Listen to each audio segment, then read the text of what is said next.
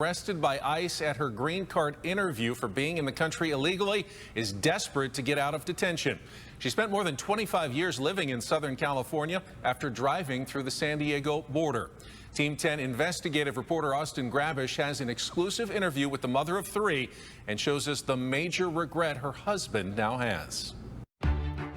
The only time I committed is to love this country, is to work hard and to provide for my kids. Through tears, wearing an ICE-issued uniform, Cynthia Olivera begs the Canadian government for help. I really do need their help.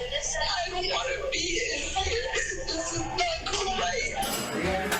The mother of three is currently being held by ICE at this detention center in El Paso, Texas, and has no idea when she will be deported to Canada. I'm so desperate. I've gone to 4 different facilities, and every single facility I've gone in, I've told them I'll pay for my own flight. I'll pay for it. She says her nightmare started on June 13th when she went to her green card interview at the immigration office in Chatsworth. You thought you were going to be getting your green card, but instead they arrested you. Did they trick you?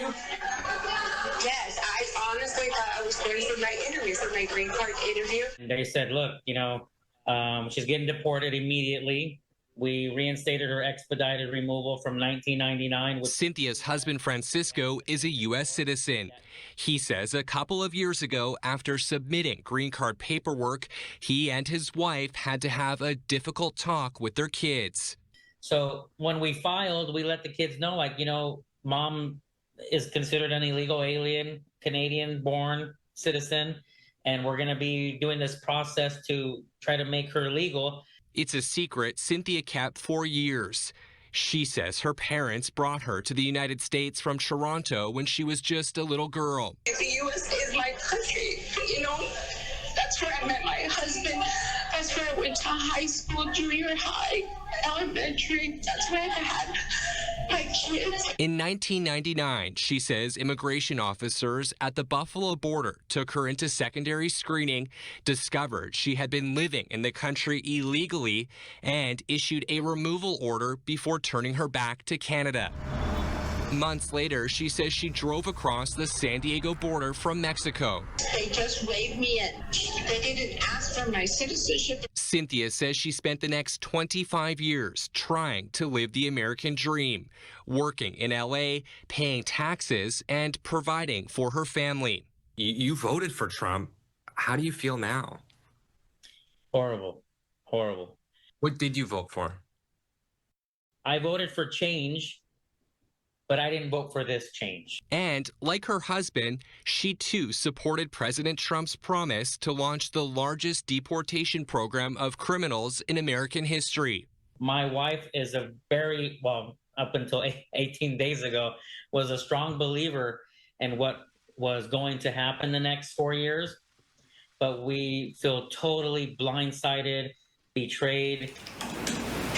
Team 10 searched federal and state court records and found no criminal charges against Cynthia. I've never committed no crime, not one. Francisco says it makes no sense for taxpayers to foot the bill to keep his wife locked up in El Paso when she could be deported to Canada on her own dime.